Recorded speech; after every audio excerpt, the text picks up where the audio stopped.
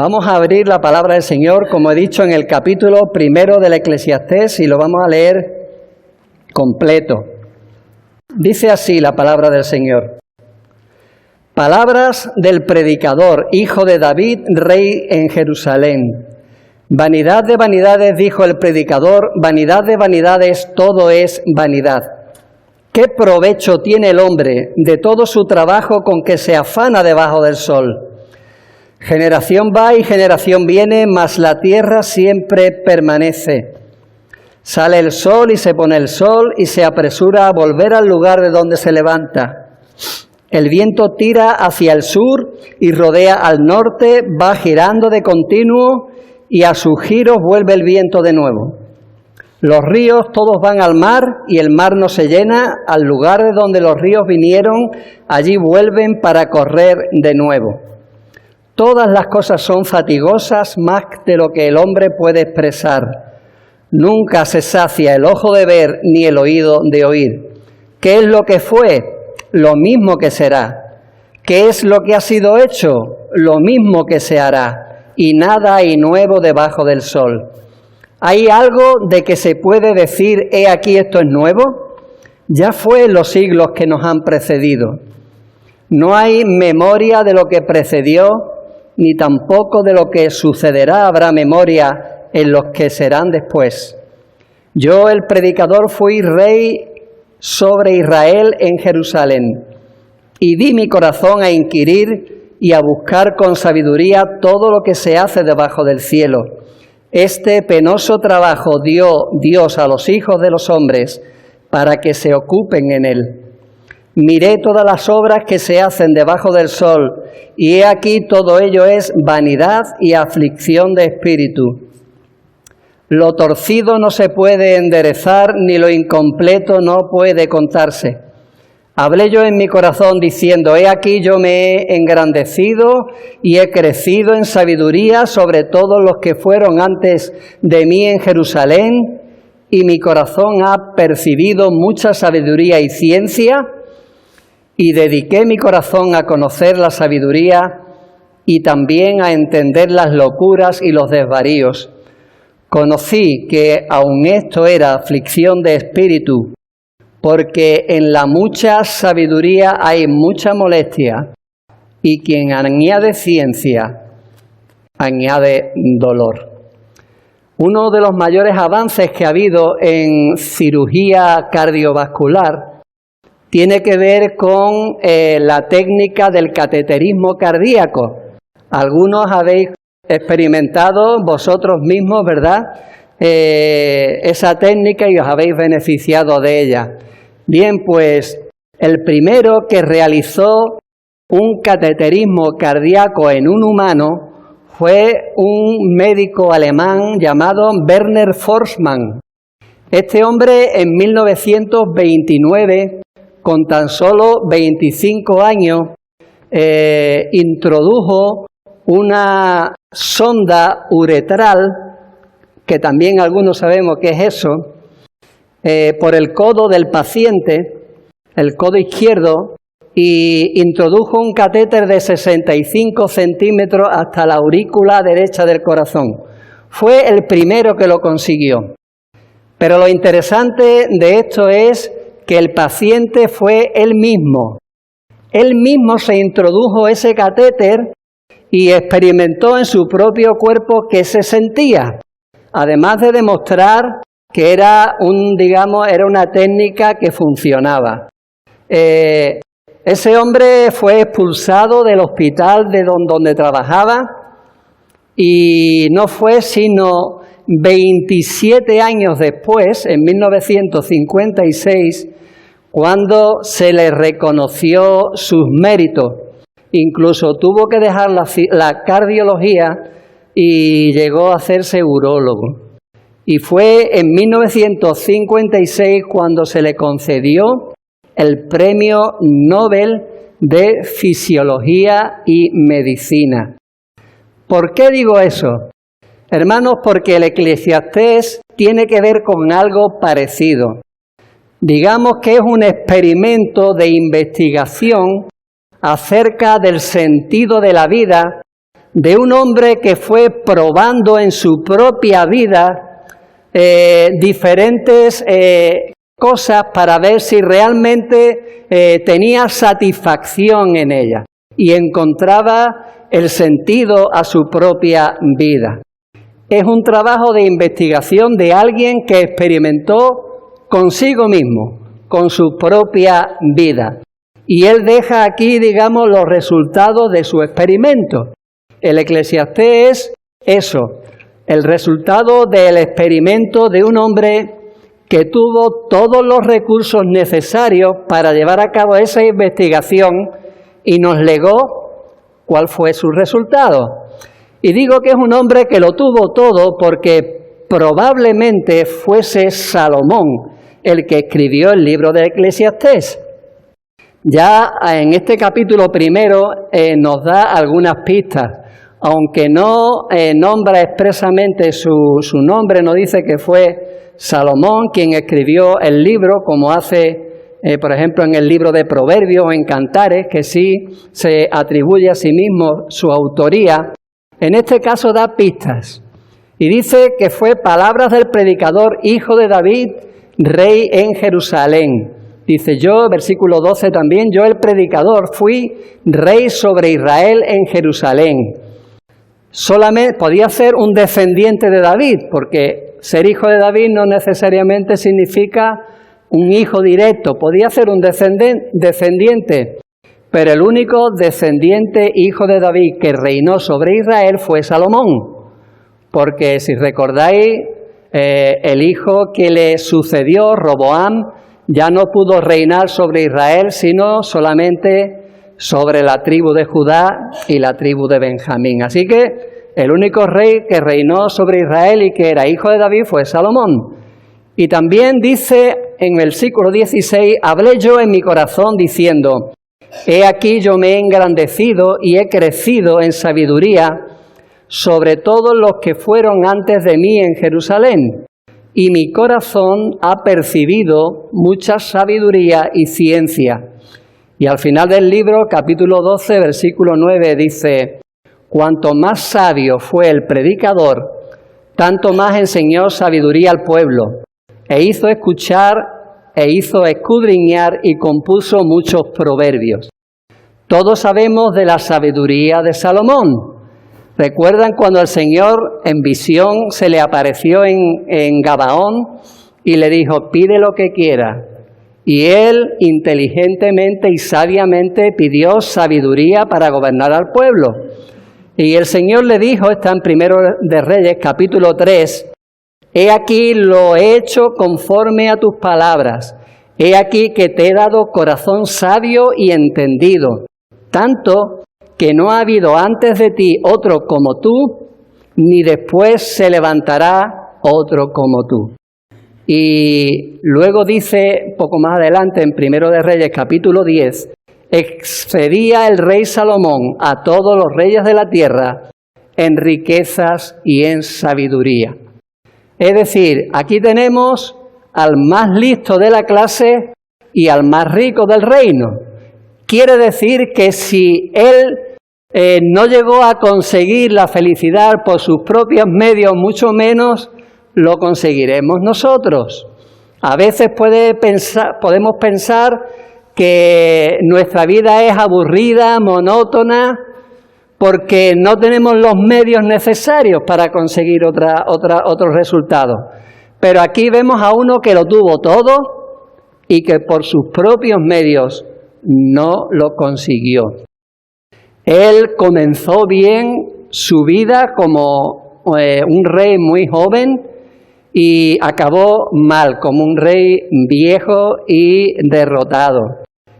Acumuló riqueza, acumuló poder, acumuló mujeres, 1000 mujeres, 700 reinas, 300 concubinas, no todas ellas como producto de matrimonios concertados y de conveniencia, sino que dice Primero de Reyes que amó a muchas de esas mujeres, mujeres extranjeras que le llevaron a la idolatría, a las cuales él edificó templos para sus dioses, donde se sacrificaban a los ídolos, y su mujer principal era una egipcia. Y quién sabe si al final de su vida ese hombre se arrepintió y llegó a la conclusión de que esas locuras y esos desvaríos le había llevado a perder gran parte de su vida.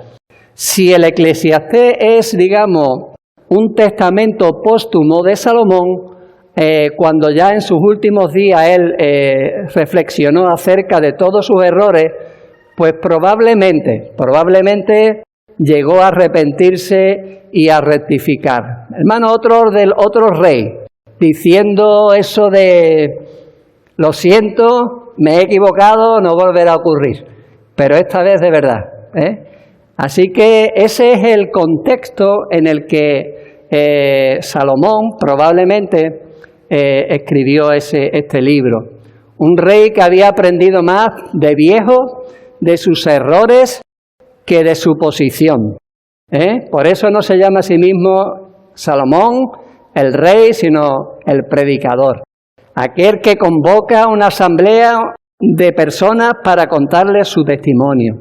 Un testimonio que para él fue trágico y del cual espera que los que en aquel momento le oyeron y los que le oímos ahora podamos aprender. Fijaros cómo es una experiencia personal. Versículo 13. Di mi corazón a inquirir y a buscar. Una experiencia de buscar por sí mismo. Versículo 16. Hablé yo en mi corazón. Mi corazón ha percibido mucha sabiduría y ciencia. Y en el 17 dice, y dediqué mi corazón a conocer la sabiduría y también a entender las locuras y los desvaríos.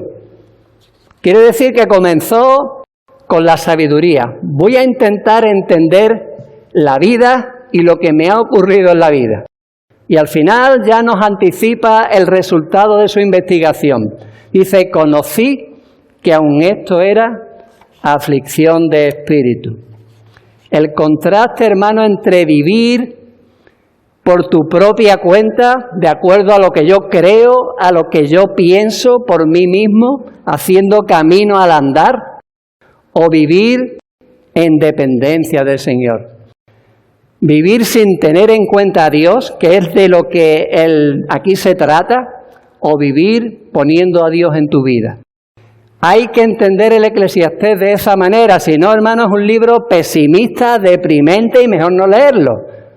Pero aquí el predicador lo que está diciendo es dos estilos de vida con dos resultados diferentes, completamente diferentes. Uno que intenta buscar debajo del sol respuestas y soluciones para disfrutar de la vida, y otro que busca a Dios para que le responda a esas preguntas. El Eclesiastés llega a la conclusión en todos sus discursos, porque es una serie de predicaciones.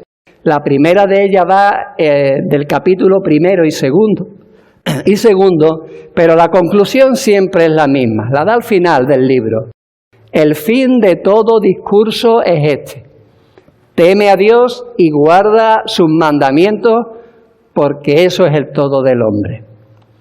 Gran parte del Eclesiastés tiene que ver con esto. Cambiar de lo negativo a lo positivo, de su experiencia y de la alternativa que hay a eso, hermano. No te quedes con la experiencia del predicador, porque entonces apaga y vámonos. Quédate también con la alternativa. Así que el propósito de este libro es que los que le oigan cambien su visión acerca de la vida y su forma de vivir, para vivir en el temor de Dios. Que no le quede, digamos, recursos en este mundo para buscar sentido a la vida aparte de Dios. Y estructura sus predicaciones en 3 puntos. Habla de su experiencia, del resultado y de la alternativa. Así que vamos a comenzar con el primero de los discursos del predicador, que aunque va de los capítulos 1 al 2, vamos a quedarnos hoy con el capítulo primero. Palabras del predicador, hijo de David, rey en Jerusalén. Vanidad de vanidades, dijo el predicador, vanidad de vanidades, todo es vanidad. ¿Qué provecho tiene el hombre de todo su trabajo con que se afana debajo del sol? Vanidad de vanidades. Se repite 38 veces a lo largo del libro. Tiene que ver, ahí vanidad es el soplo, un vaho.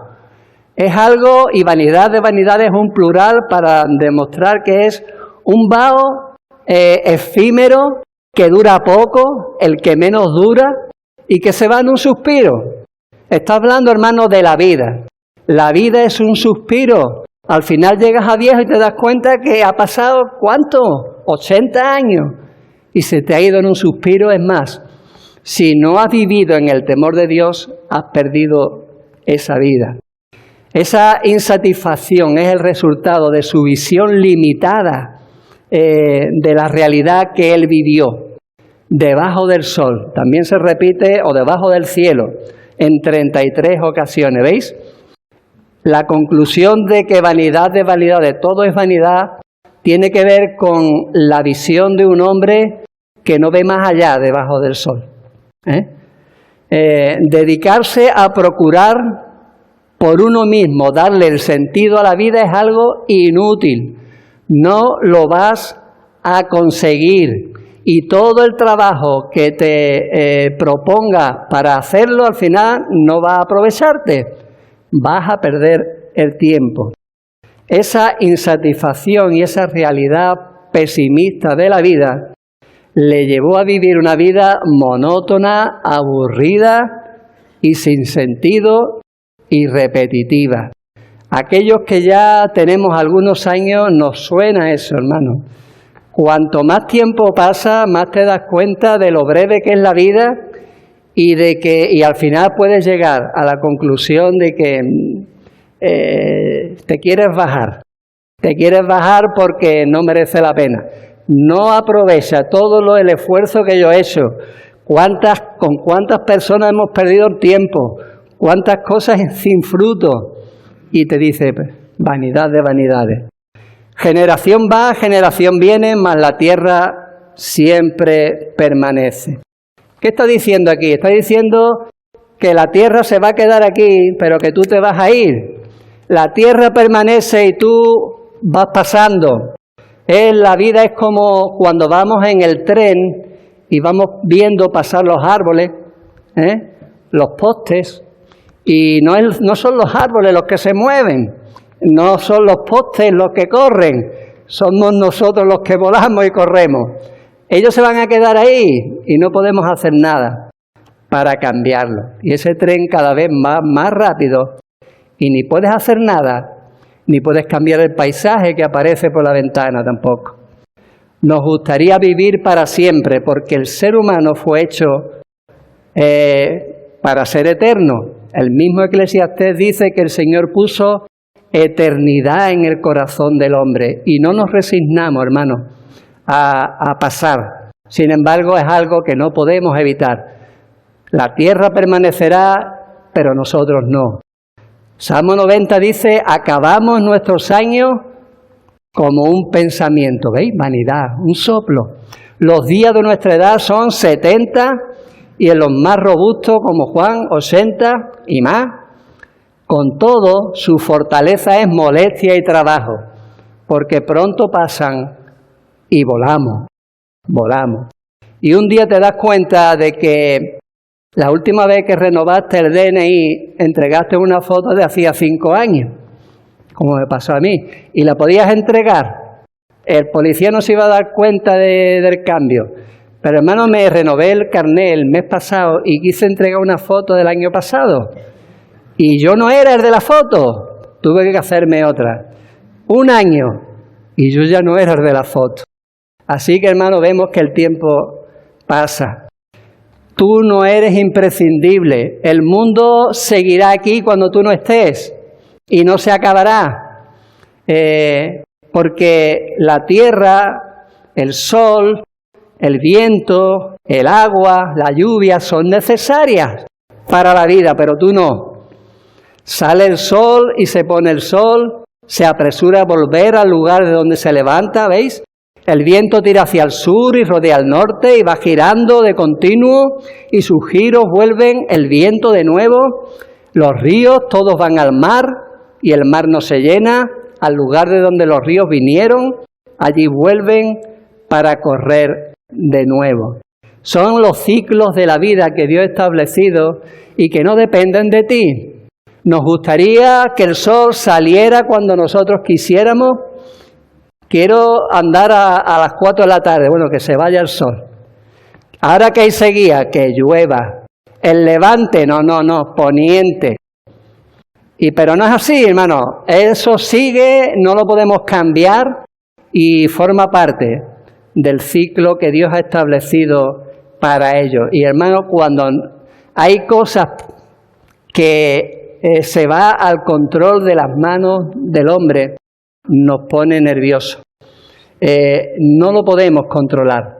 Por ahí andan tirando sondas de no sé qué para que llueva y lo que van a hacer es cargarse el planeta. No lo podemos cambiar, no lo podemos cambiar. Podemos cambiarlo, pero para mal, como lo estamos haciendo. Y todas las cosas, dice, son fatigosas, más de lo que el hombre puede expresar. Nunca se sacia el ojo de ver ni el oído de oír. Dice, ¿qué es lo que fue? Lo mismo que será. ¿Qué es lo que ha sido hecho? Lo mismo que se hará. Y nada hay nuevo debajo del sol. ¿Hay algo de que se pueda decir, he aquí esto es nuevo? Ya fue en los siglos que nos han precedido. ¿Qué película, hermano, nos suena eso? El día de la marmota. El día de la marmota. En los viejos, en los que ya yo, hermano, me incluyo, aquellos que no les guste la palabra viejo, los más mayores, aprendemos a ser profetas. No porque sepamos adivinar el futuro, sino porque sabemos lo que va a pasar porque ya lo hemos vivido antes. Y por eso queremos dar lecciones a los más jóvenes. Después veremos que eso tampoco funciona. El hombre siempre busca nuevas experiencias, algo nuevo que ver, algo nuevo que oír. Y ahora tenemos un recurso que no ha tenido jamás la humanidad. Tenemos el Internet, la Wikipedia. Tú pones una cosita en el móvil, ahí te sale. Lo tenemos todo. Sin embargo, realmente no hay nada nuevo debajo del sol. Llegará un momento en tu vida en que pierdas el interés por las cosas. Tendrás sensación de que ya lo has visto todo, de que ya lo has oído todo, y incluso aquellos que predicamos podemos llegar a la conclusión de que ya lo hemos dicho todo también. Y los años van pasando, y esas experiencias, más que hacernos más sabios, nos hacen más desgraciados, porque vemos que podemos anticipar lo que va a ocurrir y normalmente lo que ocurre no va a ser bueno. Al principio todo nos parece nuevo. El otro día compartía Marta una foto de Indira mirándose las manitas, los niños descubriendo que tienen manos, le parece todo nuevo. Pero cuando eres viejo ya no te miras las manos, ya estás harto de verte las manos. No lo tomas como algo nuevo, es aburrido, ¿no? La vida llegará a ser monótona, como el protagonista del Día de la Marmota. Era una maldición, bueno, levantarte por la mañana y que ocurra lo mismo, que sonaba la misma música, que veía a las mismas personas limpiando la calle, que no es qué. Y era una maldición para ese hombre. Quería salir de ese ciclo y no podía. Sigue diciendo el Eclesiastés, no hay memoria de lo que precedió, ni tampoco de lo que sucederá habrá memoria en los que serán después. ¿Qué quiere decir esto? Quiere decir que las generaciones no aprenden unas de otras. ¿Os imagináis, hermanos, todo lo que acumula de sabiduría, de experiencia una sola persona? Multiplicado por toda una generación, las cosas que se han aprendido, todo junto y que se lo pudieran legar a los que vienen después. Sin embargo, el hombre no es capaz de hacer eso. No hay memoria de lo que precedió, nos olvidamos de lo que ya ha ocurrido. Y los que vendrán después de nosotros se olvidarán también de lo que nos ha ocurrido a nosotros. Hay una frase que dice que quien olvida la historia está condenado a repetirla. Y es así, hermanos. ¿Creéis que nunca hubo guerra? Pues hubo guerra. Lo que pasa es que hoy hay guerra porque el hombre no aprendió de la miseria de la guerra. Y así sucesivamente. El hombre no aprende del pasado porque pronto se olvida del pasado. El problema es su mala memoria. Y lo mismo ocurrirá con los que vengan después. Probablemente mis hijos aprendan algo de mí, pero no todo. Pero ya mis nietos menos. Y mis bisnietos no sabrán ni cómo me llamo yo, como me ocurre a mí con mis bisabuelos. Alguien dijo que lo nuevo solo es un pasado que ya se olvidó y las nuevas noticias son las viejas noticias oídas por personas nuevas con mala memoria. Eso lo aprendió este hombre ya, pero tarde, en sus últimos años. Te darás cuenta de que te van a pasar cosas que no vas a poder entender. ¿Cuántas experiencias hay en nuestra vida que no comprendemos? ¿Por qué, Señor? Y no lo comprendemos. Dice, miré todas las obras que se hacen debajo del sol, y aquí todo ello es vanidad y aflicción de espíritu. Aflicción de espíritu, que también se repite varias veces, tiene que ver con literalmente correr tras el viento. Intentar entender las cosas que te pasan, sobre todo las malas, porque de las buenas no queremos explicación, las aceptamos y punto. Pero las malas, ¿y por qué? Y nos quejamos. Pero es correr tras el viento, no lo vas a conseguir, es un esfuerzo inútil. ¿Os imagináis ahí yo por ahí corriendo, haciendo así, por el jardín? ¿Qué hace? No, estoy intentando coger el viento. Inútil, absurdo, un trabajo que no te aprovecha, que no va a llegar a ningún lado, ¿no? Porque no vas a poder entender todas las cosas. Y llegarás a la conclusión del filósofo Sócrates, que dijo, solo sé que no sé nada.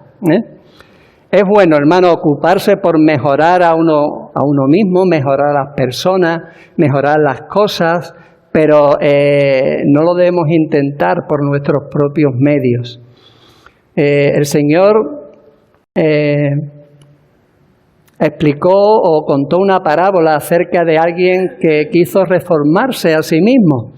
Y dice que dejó su casita ordenada y todo estaba bien, pero al final, dice, su postrer estado fue peor que el primero. Echó fuera un demonio por sí mismo y después vinieron 7. Eso nos da la idea de que reformarte por medio humano es imposible. También te das cuenta de que hay cosas que no puedes evitar y hay cosas que no puedes cambiar. Lo torcido no se puede enderezar. Y bien sabe Dios que nos gustaría, ¿verdad? Muchas veces nos gustaría, pero no podemos enderezar lo torcido. Muchas cosas nos saldrán torcidas. Unas serán por culpa nuestra y otras no sabemos por qué. Lo que sí sabemos es que no podemos hacer nada, ni por evitarlas, ni por enderezarlas, ni arreglarlas. Otras veces, hermano, te va a pasar que buscarás respuestas a tus preguntas y lo que vas a encontrar son más preguntas sin respuesta. Lo incompleto, dice, no puede contarse. ¿Qué coraje da? Bueno, yo no, pero a mi mujer sí le gustan los puzzles. Que tú vayas haciendo un puzzle y te falten piezas. Y encima no tengas la foto original. Lo que falta te lo tienes que imaginar. Pues la vida es lo mismo, hermano. No puedes entenderla completamente porque nos faltan piezas. Está incompleta. Nuestra visión es imperfecta y no vamos a poder entender todo lo que nos ocurre en ese momento. No tenemos todas las piezas. y a veces tampoco tenemos la suficiente imaginación para acertar esa visión de manera correcta. Sigue diciendo el predicador: hablé yo en mi corazón diciendo, he aquí yo me he engrandecido y he crecido en sabiduría. Sobre todo los que fueron antes de mí en Jerusalén, y mi corazón ha percibido mucha sabiduría y ciencia. Es decir, he aprendido mucho, soy alguien que sé mucho, y dediqué mi corazón a conocer sabiduría y también a entender las locuras, los desvaríos. Conocí que aún esto era aflicción de espíritu.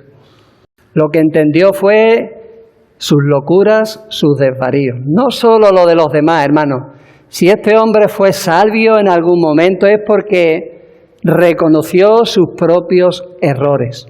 Espero que por la misericordia del Señor Salomón fuera quien escribió esto. Las locuras y los desvaríos. Aumentó su conocimiento, pero eso no le hizo más sabio en el sentido de enseñarle a vivir la vida de manera correcta, sino que no le impidió cometer locura y desvarío. Si el más listo de la clase se equivocó y no tuvo la solución, ¿cuánto más nosotros? Todos hemos visto al más listo de la clase, hay que escucharlo. Y si este no sabe, pues apaga y vámonos, suspendidos todos. Él entendió la causa del problema. En eso sí fue listo, pero no la solución. Entendió las locuras, los desvaríos, las consecuencias, y eso no tenía remedio, porque lo hecho está. El pasado queda atrás. Hace poco oí una noticia para mí terrible y aterradora. Y lo dijeron como algo que fue una noticia esperanzadora, hermano. Para mí es terrible. La noticia era que habían logrado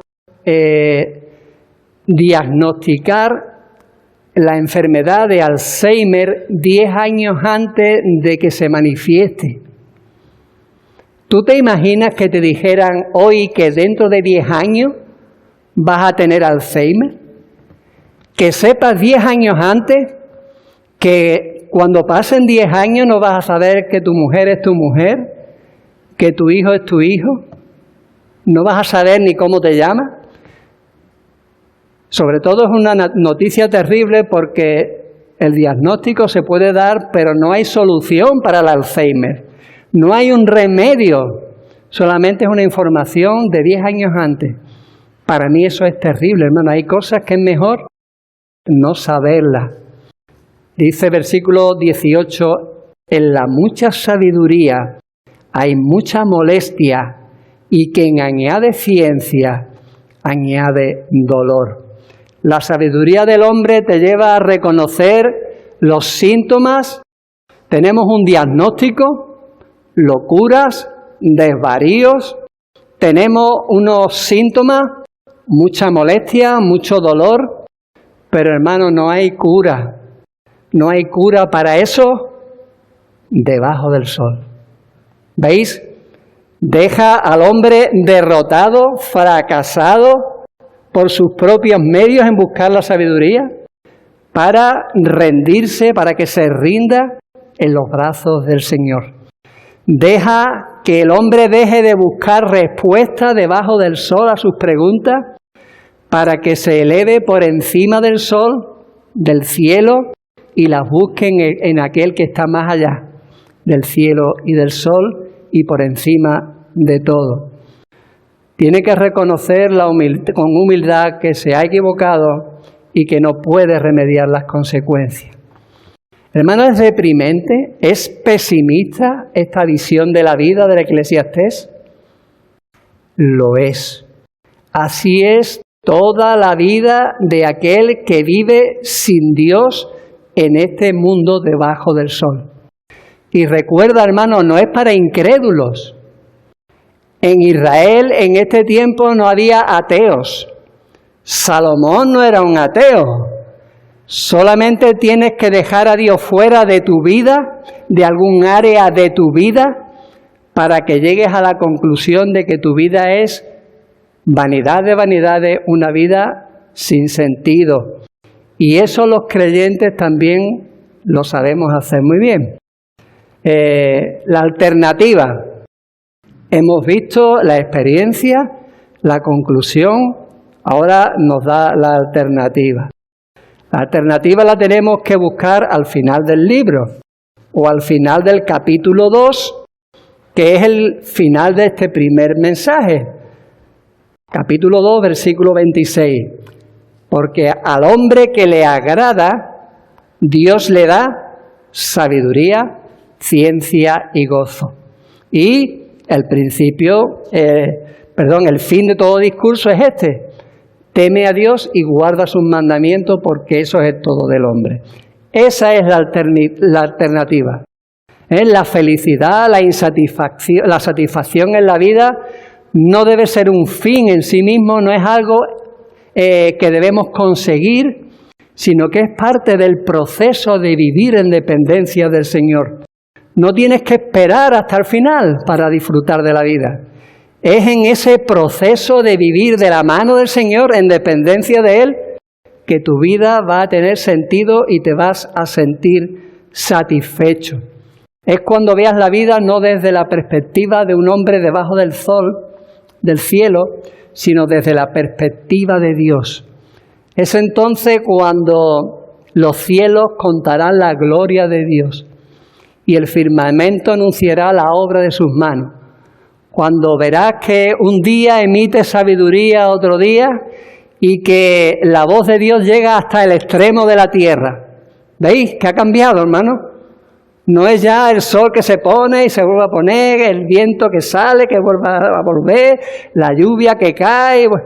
No es algo repetitivo, monótono, que no nos dice nada.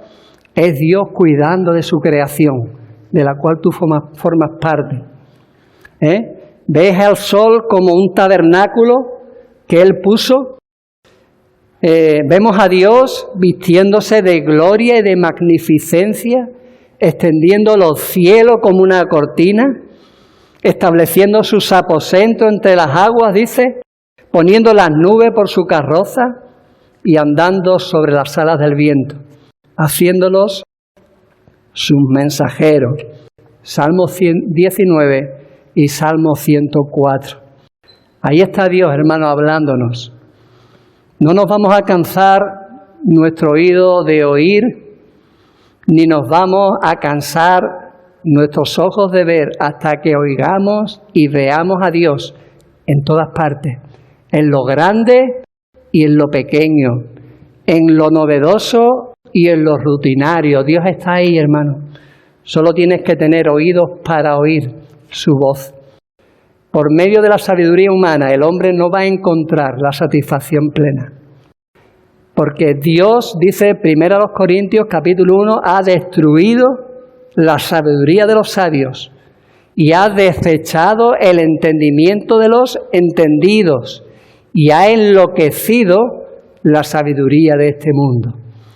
Hombres como el predicador, Dios lo ha desechado. No sirve vuestro método. Es por medio de Cristo que vamos a llegar a tener sabiduría de Dios y poder de Dios.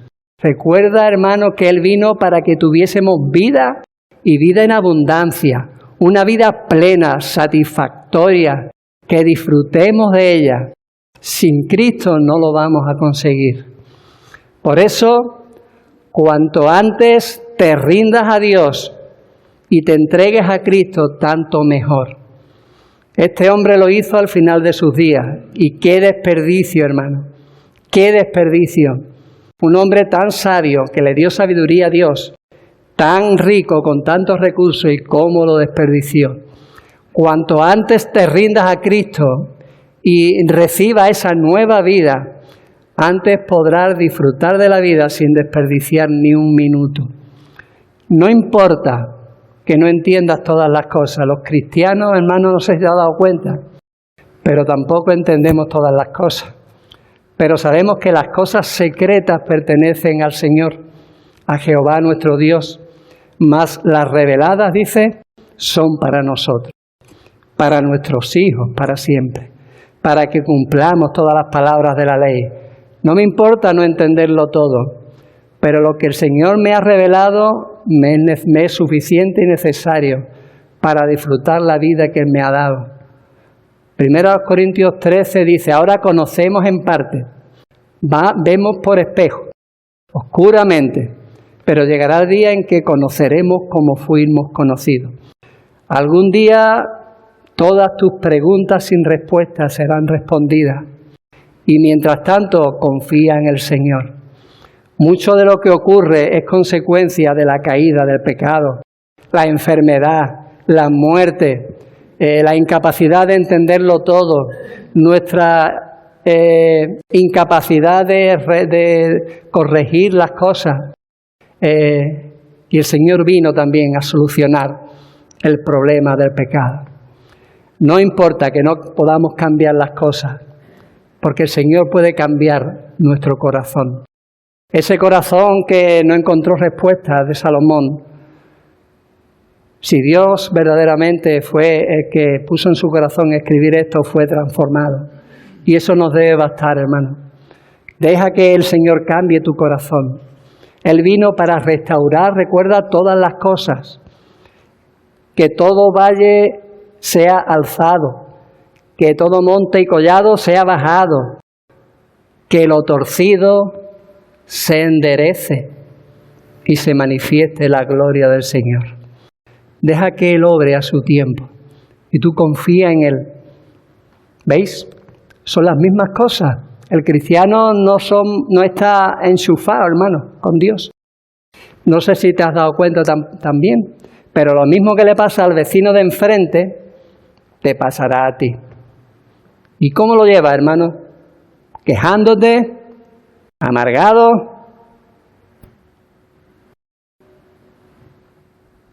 preguntando dónde está Dios, por qué Dios lo permite, o has metido a Dios en tu ecuación, o has metido a Dios en tu vida y vive en dependencia de Él. Solo así, hermanos, vas a disfrutar de la vida, sea lo que sea que estés viendo por la ventana. El Señor dice, no seas sabio en tu propia opinión, como lo fue Salomón, porque él se equivocó, no te equivoques tú.